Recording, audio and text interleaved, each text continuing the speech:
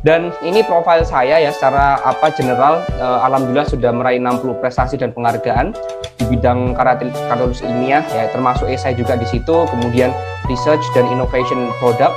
Kemudian saya pernah membuat 43 karya riset dari 14 bidang riset yang berbeda. Dan saya adalah Mawapres 2 ITS di tahun 2019. Kemudian pernah juga meraih 3 Nobel Peneliti Muda, teman-teman.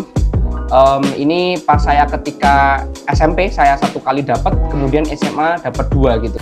Nah, materi yang akan saya sampaikan ini sesuai dengan request panitia, saya buat agar tidak menakutkan ya. Jadi essay is easy. Oke ya, cuma diubah-ubah aja ya. Jadi kita akan mengupas, tapi mengupasnya adalah halnya uniknya adalah nanti akan saya paparkan rahasia penilaiannya.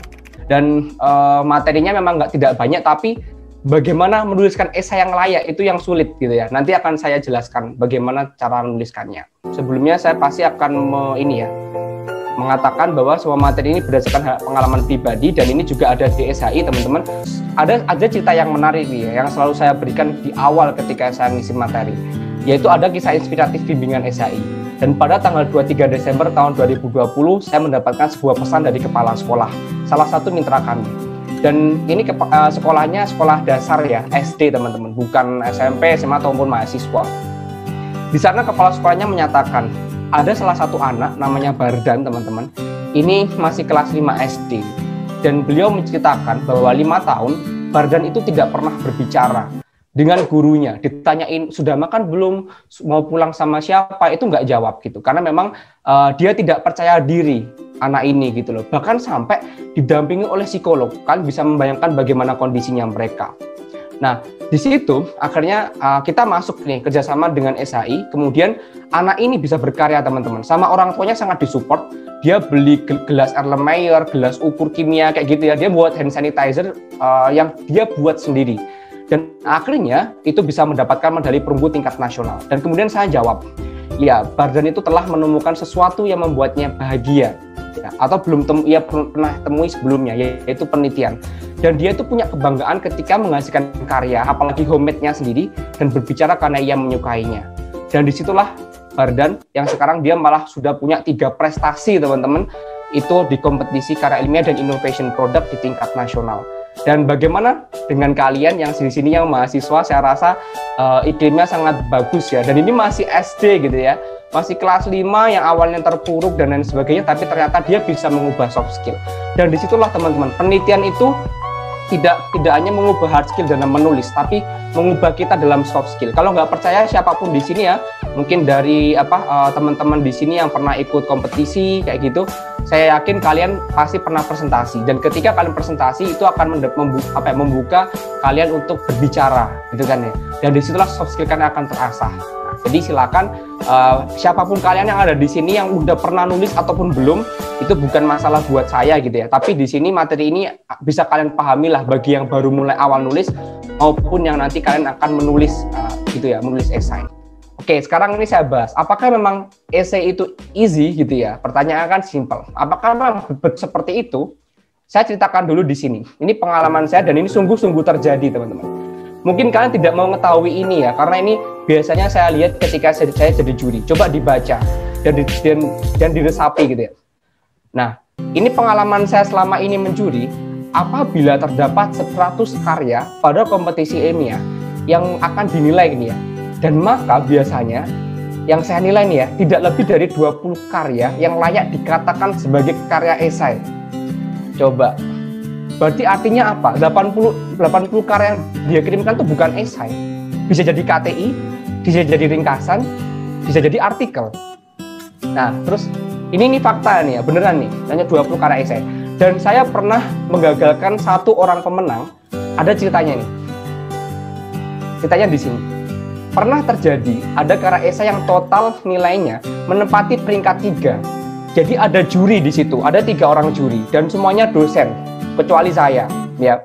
Dan kebetulan nilai standar deviasinya itu sangat tinggi gara-gara saya. Jadi 2 dosen ini memberikan nilai yang sangat tinggi, teman-teman. Karena innovation-nya sangat-sangat bagus, analisisnya sangat-sangat bagus. Tapi saya nggak menilai bagus. Kenapa? Karena itu bukan esai, menurut saya, gitu ya. Dan akhirnya dia tidak mendapatkan juara. Aslinya tadi peringkat 3 tuh. Dan akhirnya yang juara 4 naik jadi juara 3 turun jadi peringkat 4. Itu pernah terjadi dan saya pernah memberikan saran itu kepada panitia. Nah, jadi intinya sebenarnya banyak sekali teman-teman di sini tuh yang belum tahu esai. Jadi cuma asal nulis aja tuh kayak meringkas KTI ataupun kan nulis ya, yang penting lihat esainya formal atau seperti apa. Nah, ternyata bukan hanya seperti itu. Jadi kita ngelihat, saya pengen tahu nih, maka esai isi. Jadi kalau kalian bilang mudah atau enggak, itu kalau kalian sudah tahu apa itu esai sebenarnya gitu kan ya. Gampangannya kan seperti itu. Nah, apa esai yang bagus dan esai yang layak itu? Oke, let's do the survey gitu ya. And please prepare your phone. Kalian, saya akan membuka sebuah survei di Mentimeter sebenarnya. Saya share dulu ya. Kalian bebas menuangkan, saya pengen tahu perspektif kalian terhadap esai seperti apa. Ini sudah keluar? Oke, terima kasih teman-teman, ternyata kalian juga sangat aktif, jadi membuktikan kalian mendengarkan dengan baik. Nah, ini sebelum saya mulai, ini adalah satu esai saya yang ketika itu diminta untuk menuliskan di lomba di Korea. Jadi kalau teman-teman juara 1 hadiahnya ke Korea Selatan, kalau juara 2 itu ke Singapura, juara 3 ke Malaysia. Dengan hanya satu lembar kertas A4, karena memang cuma satu lembar dimintanya. Nah, sekarang coba nih, siapapun kalian yang mau open mikrofon ya, boleh banget ya. Pertama di sini, wait, sebentar. Nah, di situ Anda dapat first winner dari kompetisi ini, dan gara-gara satu lembar esai yang saya cantumkan di kiri itu membuat menjadi tiket saya ke Korea Selatan selama 2 minggu gratis gitu, bahkan sampai jalan-jalan ke Nami Island ya. Nah, coba kalian, ini saya skipping sedikit ya. Saya yang udah tahu silakan bisa tulis di chat ataupun kalian bisa open mikrofon boleh banget. Jadi biar nggak usah open cam, nggak apa-apa kalau misalkan nggak bisa, tapi paling nggak kasih pendapat lah ya. Sekarang saya bebaskan kalian menjadi tim penilai. Posisikan kalian bukan sebagai pembaca tapi sebagai tim penilai, oke ya. Kalau kalian sebagai tim penilai, menurut kalian apa yang membuat esai ini bisa menarik gitu ya. Ini saya coba turunkan ya. Ini atasnya udah. Oke, nggak perlu dibaca detail ya, karena kita nggak bahas tulisan kontennya ya, tapi ada apa gitu, kenapa esai ini bisa jadi juara 1, intinya kayak gitu. Ada yang sudah menemukan sesuatu hal yang mungkin menarik, atau mungkin kan pernah nulis kok ini belum pernah tak pakai ini gitu, terus kalian mencoba itu unik gitu. Silakan, ada yang mau menyumbangkan suara terbaiknya, boleh nih. Silakan, bisa dibaca dulu lah, boleh. Dari atas ini dulu boleh kok, dari atas sendiri, dari setengah gitu ya. Kira-kira nanti ini menggambarkan sebuah karakteristik dari esai gitu. Jadi saya langsung ke sini dulu untuk prakteknya. Oke, saya hitung ya, ini mungkin saya stop watch ini 10 detikan. Kalau belum ada jawab, saya akan menunjuk. Oke, Ishak Harer, oke, lebih sedikit kutipan. Ya, betul sih. Nanti ada penjelasan kenapa itu betul ya. Terus ada gambaran prototipe, betul sekali. Nah, ini juga salah satu rahasianya teman-teman yang bisa saya pakai adalah gambaran visualisasi. Jadi jangan menuliskan esai cuman tulisan doang ya, tapi kasih visualisasi, kasih ilustrasi, kasih foto lah kayak gitu. Jadi biar menarik. Oke, terus membuka bisa berupa kata mutiara dari tokoh. Betul ya. Syarul Fauzi baru sudah jeli. Jadi banyak teman-teman itu kadang membuka langsung pendahuluan gitu, ya kan ya. Nah, biar beda dengan esai lainnya, saya kasih tuh pendapatnya jadi Pak Joko Widodo terkait dengan pernyataannya kayak gitu. Dan jangan salah ya, itu juga relate dengan tulisan di latar belakang yang saya tuliskan. Jadi tulisan yang di sini ya, itu tuh di mention. Kan bisa ngelihat ya, di bagian tulisan itu ada saya menuliskan ini nih, pada sidang tahunan MPR. Jadi bukan cuma dituliskan aja, tapi dipanggil lagi itu di pendahuluan. Jadi seperti latar belakangnya itu juga, gitu ya. Nah, terus udah betul ya. Ada lagi yang menemukan? Masih ada karakteristik yang tadi belum terjawab sampai sekarang sih ya, dari tulisan sini. Oke, coba coba kalian baca di bagian judul. Ada nggak yang kira-kira membedakan antara esai dengan KTI ataupun penelitian seperti biasa? Coba dibaca judulnya dulu. Ada yang udah menemukan? Nih, saya kasih challenge ya. Kalau cuma ngisi materi mah saya cuma ini A, B, C, tipsnya ini mah itu kurang. Ini to the point gitu. Kalian yang nyari sendiri gitu. Oke, ada yang ngechat nih, saya coba cek ya. Oke, futuristik. Dari mana tahu futuristik? Nah ini Syahrul. Atau mungkin Muhammad Syahrul Fauzi tadi 2 kali bener ya. Mau open mikrofon dulu? Boleh loh. Syahrul, mau open mikrofon mungkin? Sambil saya nunggu jawaban yang lainnya nih. Ada lagi nggak yang judulnya? Ada nggak? Dari judul itu selain futuristik ada lagi nggak? Kira-kira kata-kata apa yang itu agak berbeda gitu dengan ketika kalian menuliskan penelitian? Oke, ini ada yang nge-PC saya. Oh, nggak perlu personal chat ya. Di sini kalian pakai everyone juga nggak apa-apa gitu. Mungkin agak malu, nggak apa-apa sih ya. Oke, tadi betul jawabannya. Jadi ada yang jawab ini teman-teman tadi. Barusan saya di chat. Ini jembatan udara kawasan C3T. Ya betul ya. Jadi dia memention jembatan udara. Jadi kalau kalian mungkin lihat skripsi, tesis, penelitian itu nggak ada tulisan namanya kiasan gitu ya. Nggak ada kan ya. Terus coba nanti kita akan ada nanya di latar belakang ya. Coba di sini kalau teman-teman lihat nih di bagian depan. Kelebihan tidak selalu membuat kita menjadi semakin kuat, tetapi terkadang menjadi titik terlemah dalam diri kita. Begitu pula Indonesia, pulaunya banyak gitu ya, jumlah penduduknya banyak, potensinya hebat, tapi melemahkan diri sendiri. Itu sama dengan seperti pandemi sekarang ya, kita potensinya hebat, banyak orangnya, tapi ketika pandemi gini kan jadi banyak banget juga gitu. Nah, itu tulisan yang nggak akan kalian temukan ketika kalian itu menuliskan di penelitian. Coba deh, adakah skripsi ataupun tesis ataupun ketika kalian lomba LKTI itu ada kayak kata-kata kiasan? Saya rasa tidak ada gitu ya. Itu hanya ada di esai. Jadi esai itu sebenarnya dibaca dia menyenangkan dan tetap formal teman-teman ya. Oke, jadi itu prakteknya. Nah sekarang ini saya kenalkan dulu karena sering banget teman-teman yang terbalik-balik ya. Jadi kalau ada dalam esai itu ada makalah. Makalah itu ya kalau teman-teman ikut LKTI itu ya makalah gitu ya. Laporan penelitian itu sudah disebut sebagai makalah. Kalau ada tulisannya opini, menulis opini itu bukan esai. Opini itu ada lagi. Kalau teman-teman pernah dengar di kolom opini di koran-koran, dia tuh biasanya 100% itu isinya pendapat semua.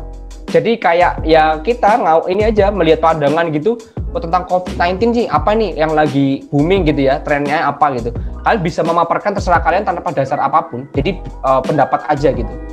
Terus ada artikel. Nah, artikel ini sebenarnya kalau kalian pernah dengar jurnal, dengar proceeding, itu artikel gitu ya.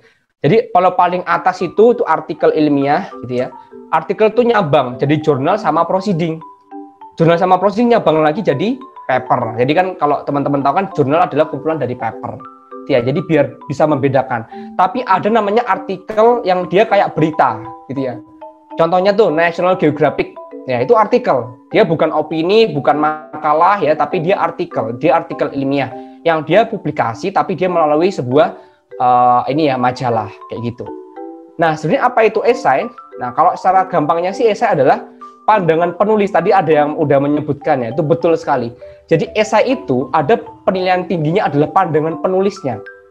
Jadi udah beda pendekatan teman-teman. Kalau mungkin ikut LKTI biasanya adalah inovasi produknya gitu kan ya. Kalau ini bukan, tapi melihat adalah pandangan penulisnya. Gimana sih pandangan kalian terhadap suatu masalah? Jadi intinya ada opini di situ, ada argumennya, ya kan ya. Intinya meyakinkan sesuatu dan mengajak pembaca untuk setuju dengan gagasannya. Ini yang menarik nih. Contoh ya, misalkan Yuda Wahyu nih bikin poster tentang lingkungan gitu kan ya.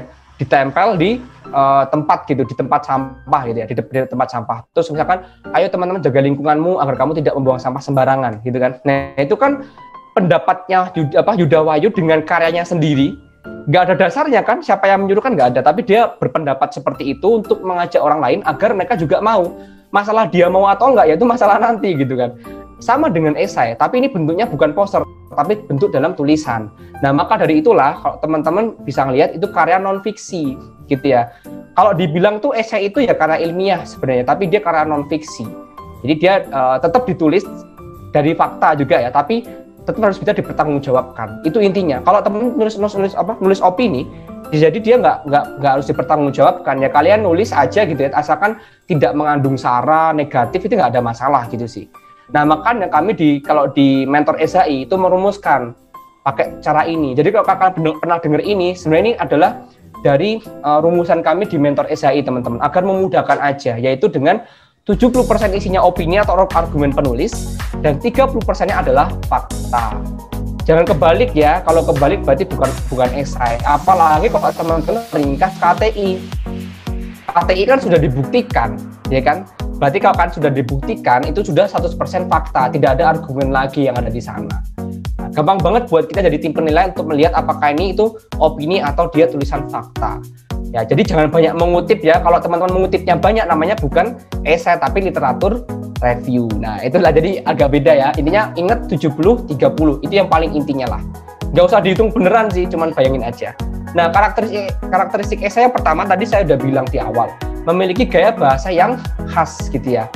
Dan teman-teman bisa ngelihat ini cara yang biasa saya pakai ya, ada majas, ada diksi ya. Majas itu ya menggunakan perumpamaan, imajinasi, kiasan.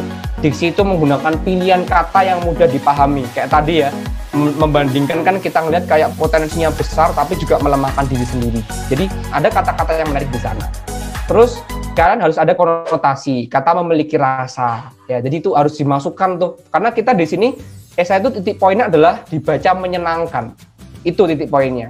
Dan tidak ambigu gitu ya. Terus termasuk ada perumpamaan, ada mengandaikan suatu hal. Tadi saya contohkan di sini ya, yang tadi kelebihan tidak selalu membuat kita semakin kuat kayak gitu ya. Ataupun dengan kata-kata yang lainnya terserah kalian gitu ya. Dengan peribahasa juga boleh, dengan pantun pun juga nggak ada masalah. Selama tulisan itu masih bisa dibaca, bisa baik dan dia tetap formal.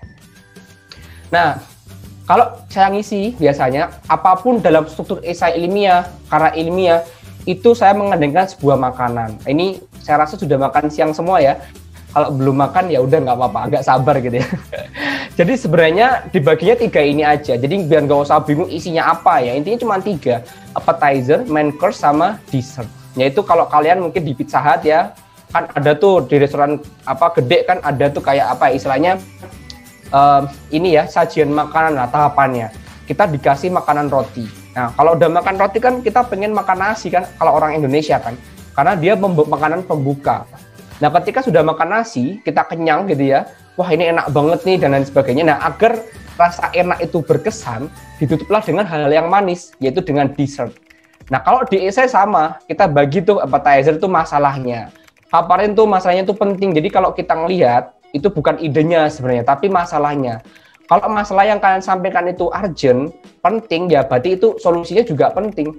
Kalau misalnya masalahnya nggak penting, kalian bahas ya buat apa gitu solusinya gitu kan. Itu yang paling utama. Jadi pasti kita melihat dari segi topik masalah dulu.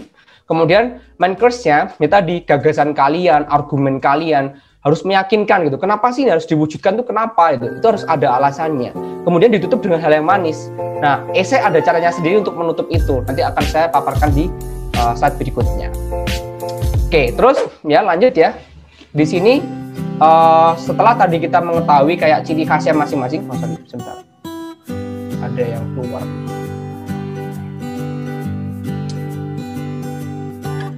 Oke, sebentar saya stop share dulu ya. Nah, jadi untuk kita melihat sebuah esai tadi ya harus paling gampang dengan mengandaikan seperti makanan gitu ya. Nah, nanti terus cara karakteristik lagi yang lainnya, ini lagi saya share. Nah, tadi ada yang menjawab tuh. Tulisan pendek, betul sekali teman-teman. Karena esai itu salah satu kriteria adalah tulisannya adalah karangan pendek.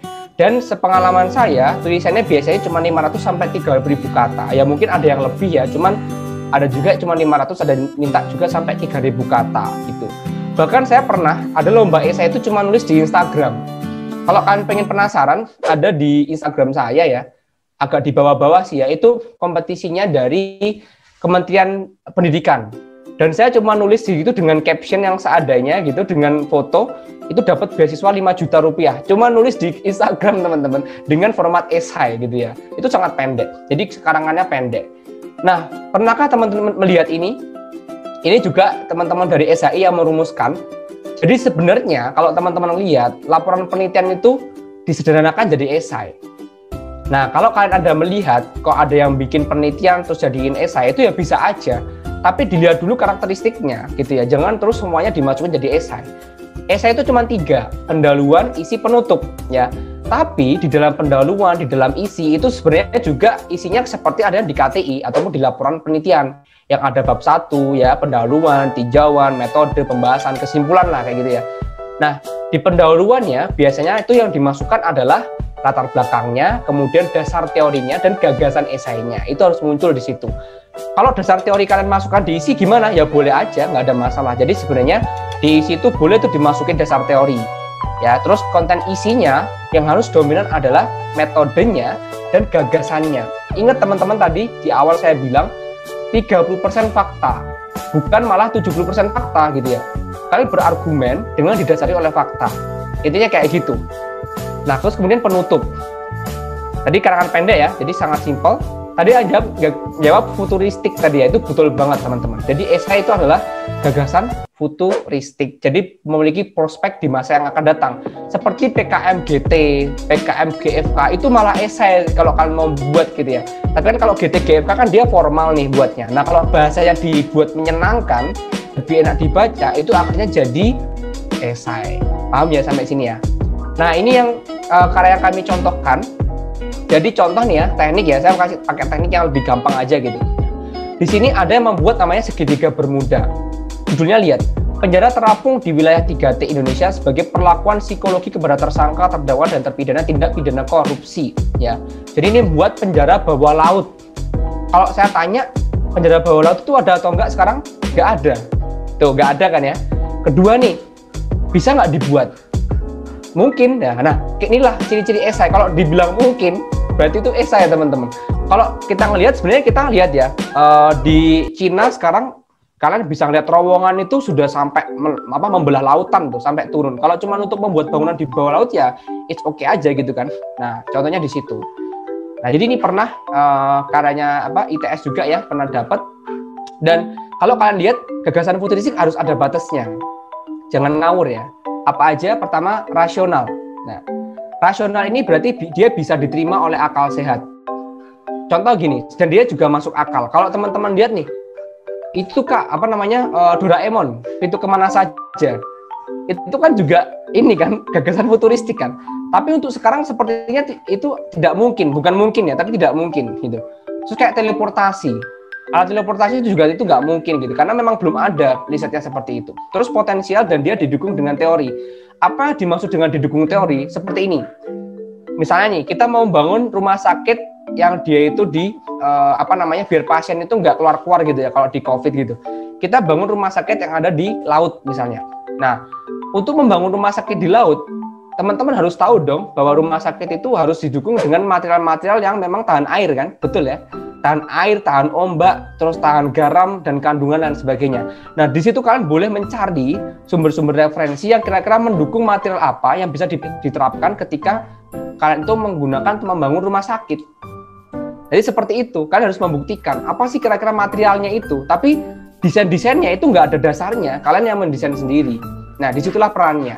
Sekarang kita praktek nih. Kalau kalian jadi juri ya, esai atau penelitian, siap-siap di chat ya, kita survei nih ya. Ini judul esai atau judul penelitian? Oke. Analisis perubahan suhu terhadap perkembangan jamur tiram. Ini judul-judul yang pernah saya juri ya. Nah, ini pernah saya kutip lagi nih buat teman-teman. Oke, sudah mulai paham nih sepertinya. Penelitian, oke. Sip, berarti sudah paham. Oke, level kedua nih. Ya.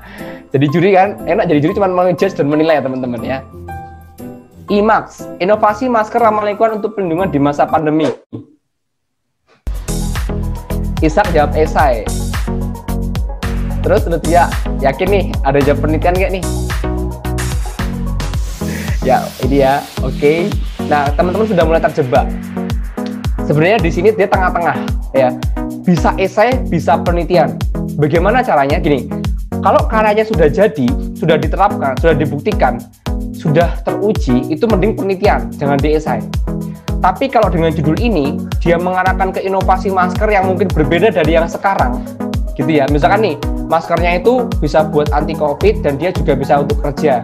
Kalau teman-teman tahu kan seperti industri padat karya yang dia tuh menggunakan lem sepatu atau apa tuh kan baunya nggak enak kan, dan dia bisa multifungsi tuh dan belum ada. Nah, untuk perspektif industri gitu ya, itu bisa jadi esai. Jadi teman-teman sebenarnya dalam judul itu bisa dilihat gitu. Ini layak esai atau nggak penelitian, dan saya setuju teman-teman jawab esai itu betul karena dia bisa esai juga, bisa juga penelitian gitu ya. Jadi biar tahu. Sekarang nih, Cakrawala Nusantara sebagai wujud literasi pendidikan kemaritiman Indonesia. Esai atau penelitian ini agak sosial nih sekarang. Jadi biar rata ya, teknik iya, sosial iya. Oke, jawabannya ada yang esai semua ya. Oke, betul, ini adalah esai ya. Karena dilihat dari judulnya sudah lihat ya, sudah kelihatan Cakrawala Nusantara itu sudah melihat, itu sudah mewakili bahwa itu esai gitu ya. Kalau judulnya itu ada analisis, ada sintesis, itu saya sudah males banget untuk baca, teman-teman. Jujur aja nih. Jadi hindarilah judul yang ada tulisannya analisis atau sintesis, karena itu jelas bukan esai. Teman-teman menuliskan analisis dan sintesis itu penelitian pasti. Itu pasti penelitian, bukan esai. Esai itu nggak ada kata-kata analisis dan sintesis. Sekarang nih terakhir, esai atau penelitian? Jas besi, Jakarta Sehat Bebas Polusi. Ini harusnya gampang sih ya. Oke, ada yang jawab nih? Esai atau penelitian nih, harusnya gampang ya. Sudah kelihatan. Ada yang jawab PKM, oke. PKM emang ya, PKM GFK, PKM GT itu ini ya, dia sangat relate banget dengan esai, teman-teman. Oke, jadi sudah mulai tahu lah ya bagaimana esai dan umum penelitian itu dilihat dari judulnya pun itu sudah kelihatan. Kenapa saya bilang judulnya? Karena nyambung di sini teman-teman nanti. Pertama kan harus tahu dulu ya, ada jenis-jenis esai. Sebenarnya banyak banget gitu. Bahkan kalian tuh mengkritik ya, itu ada esai. Kalian bikin pribadi kayak diary, itu juga esai. Kalau tajuk pernah denger, tajuk rencana itu dulu banget ya. Kalau kalian mungkin zaman SMP SMA tuh ada namanya tajuk rencana. Itu ada di surat kabar ya. Kalau sekarang mungkin udah nggak ada, tapi dulu ada namanya esai tajuk. Esai deskriptif ini ada teman-teman tuh mendeskripsikan sesuatu ya dengan opini argumen kalian. Tapi kalau yang sering dilombakan itu yang paling kanan, yaitu esai populer atau esai ilmiah. Jadi populer atau ilmiah itu sudah sangat sering dilombakan karena dia biasanya melihat tren masa kini tuh dari problem, solusinya apa, kayak gitu ya. Nah sekarang kita bahas strukturnya. Tadi sudah tahu ya gambaran esainya. Strukturnya sebenarnya ini ya. Ini teman-teman, coba lihat ada fakta penting. Kenapa tadi saya bilang harus tahu judulnya? Karena gini, kalau saya baca judul itu cuma 2 dulu. Pernah saya baca itu ada 250 karya. Saya sama sekali nggak buka satu-satu. Tapi kan biasanya teman-teman panitia meminta untuk judul file ya. Nah itu saya cuma buka bagian depannya aja. Saya lihat judulnya. Kalau judulnya sudah sangat sering dipakai, saya delete. Jadi sistemnya saya biasanya juri itu adalah mendelete dulu. Jadi bayangin nih 250 karya dibaca nih ya, nggak menarik di delete. Jadi nggak dibaca di bagian kontennya ya, tapi judulnya doang. Oh ini nggak delete juga, delete dan lain sebagainya. Oh ini bagus nih, disimpan dulu. Terus kalau ngelihat ini bukan esai, ini juga jelas penelitian, ada analisisnya, juga di delete kayak gitu. Nah setelah semua di delete kan udah seleksi tuh, baru dibaca satu-satu. Kayak gitu teman-teman. Makanya judul itu penentuan yang sangat penting untuk kalian menuliskan esai. Nah, ini ada yang versinya itu ada covernya, ada juga yang langsung kayak yang sebelah kanan ya. Itu 2 versi yang memang sering banget sampai sekarang sih dan masih eksis ya sampai sekarang. Dan ingat, bacalah pedoman. Orang Indonesia biasanya males untuk membaca pedoman, ya kan ya. Dan padahal pedoman itu sangat penting. Ada esai cuma bilang 500, ada yang bilang 3000. Lah kalau teman-teman di sini ikut lomba 500 kata, kalian pakai esai dulu 3000 kata ya didiskualifikasi. Kalau kalian nanti ikut yang esainya itu 3000 kata, nulisnya cuma 500 ya buat apa gitu ya. Jurinya juga rugi dong baca ini dikasih 3000 kok cuma dikasih 500 ini nulisnya kan ya, itu juga akan mengurangi penilaian. Oke ya, terus setelah judul kita masuk ke tadi ke appetizer. Appetizer itu ada 3 yang tadi saya tulis ya. Dasar teori boleh masuk isi nggak ada masalah, masuk appetizer juga boleh. Latar belakang masalah. Nah, biasanya 30% itu dominan di bagian bab awal ini. Karena kalau kalian bilang tuh ya, misalkan gini, di rumah saya ada pencemaran limbah industri gula, pabrik gula gitu ya, dimana sangat mencemari, itu sudah sangat opini. Tapi jangan seperti itu kalau nulis masalah teman-teman. Kalau nulis masalah dikasih fakta berdasarkan dari observasi peneliti, dari data Kementerian Lingkungan Hidup menyatakan berapa. Jadi itu harus ada. Yang dimaksud opini itu argumen inovasinya, bukan opini dari masalahnya. Ingat ya. Masalah itu tidak bisa diopinikan karena masalah itu fakta gitu loh. Jangan dibuat opini, tapi jadilah itu sebagai fakta. Terus ada tujuannya, esai ini mau ngapain sih, menjawab apa, itu dikasih depan juga, biar jurinya kalau membaca langsung tahu, dan kasih dasar teorinya. Nah itu materialnya tadi kalau mau bangun rumah sakit tuh, bahan bakunya apa aja gitu ya, dan itu bisa dimasukkan di bagian pendahuluan ataupun di bagian isi, jadi fleksibel aja gitu, nggak perlu takut buat salah gitu ya. Nah jadi itu penting di-highlight bahwa appetizer itu menu pembuka karya esai, dan pasti juri membaca di awal ini dulu sebelum ke karya esainya. Karena kalau kita ngelihat masalahnya nggak penting ya buat apa gitu loh teman-teman. Saya pernah lihat inovasinya penting banget, tapi masalahnya tuh nggak terlalu urgent gitu loh. Contohnya yaitu ini loh, pengen alat untuk membersihkan rumah. Jadi kayak dia tuh ceritanya itu tuh membuat teknologi yang advance untuk nyapu gitu ya. Tapi itu tuh mahal banget gitu loh. Kalau kan bandingin sama bayar pembantu aja tiap bulan, itu sudah nggak make sense. Masa harganya 35 juta coba untuk membersihkan namanya rumah gitu loh. Mending bayar pembantu kan daripada kalian beli alat gitu loh. Nah itulah suatu hal yang itu harus make sense dulu. Masalahnya apa kayak gitu. Oke ya. Terus habis itu kita mau masuk ke tekniknya. Tekniknya itu sama persis dengan KTI. Ya, segitiga terbalik. Ya, selalu ini yang saya paparkan gitu. Nulis skripsi juga sama. Tesis juga kayak gini gitu ya. Dimulai dari masalah umum khusus ke solusi. Kemudian kalian contohnya kayak gini. Mau membuat namanya inovasi teknologi penolong petani. Bahas dulu tuh masalah Indonesia negara agraris, pertaniannya seperti apa, potensinya seperti apa. Terus membahas ke masalah khusus, membahas masalah pertanian jagungnya. Kalau teman-teman mau membahas masalah jagung, baru ke alat penanam otomatisnya. Jadi sama ya, menulis esai, menulis KTI sama aja, tapi bahasanya tolong dibuat yang menarik. Nah, terus kalau ini esai, saya sangat menyarankan jangan tulisan semua. Ya, saya kasih tahu lagi, jangan tulisan semua. Kasihlah gambar data, gambar grafik, gambar sesuatu hal yang itu tuh membuat kita juri itu menyenangkan gitu loh. Saya jujur ya, kalau menilai udah sampai karya ratusan itu, nanti di karya yang ke 100 atau 200 itu sudah pusing gitu loh. Kalau teman-teman ada gambarnya, ada grafiknya kan menarik ya. Kita langsung to the point bisa baca. Kayak gitu. Terus bagian isi, main course-nya apa? Jelas metode penelitiannya. Dasar teori saya cantumkan lagi karena boleh gitu ya. Dan bedakan apa dimaksud dengan metode dan dimaksud dengan pembahasan. Kayak tadi, pembahasan itu membuat inovasi rumah sakit. Metodenya gimana ya? Cara membangunnya, pakai material apa, bahannya apa, tahan berapa lama gitu ya, tahan air atau enggak, tahan ombak atau enggak, itu harus dicari gitu. Bahkan bisa pakai itu kayu ulin misalnya, kayu yang tahan air, kalau semakin lama dipakai di dalam air dia semakin kuat. Nah jadi argumen seperti itulah yang biasakan pakai gitu ya. Nah dan ingat di sini harus paling dominan. Kalau ada 5 lembar gitu ya, paling enggak ini 2-3 lembar, yang lain cuma satu-satu aja karena main course ini yang paling inti gitu ya. Teknik penulisannya bagaimana? Tadi saya bilang berkali-kali, gunakan visualisasi rancangan program. Ini yang saya pakai ya. Dulu saya pernah membuat namanya esai terkait dengan ekovisual. Jadi membuat sebuah industri yang dia untuk sistem apa ya? Jadi gini, nelayan itu kan dia pakai kapal nelayan itu kan kayu ya.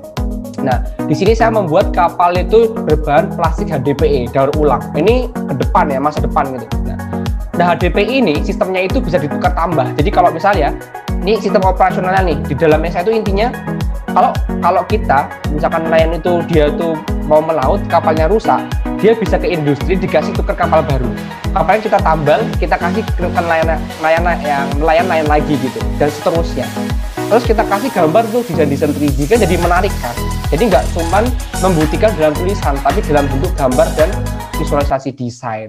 Nah, jadi salah satu rahasia yang bisa kalian pakai adalah menggunakan gambar untuk menjadi teman-teman bisa mendapatkan juara di kompetisi esai. Itu tips and triknya.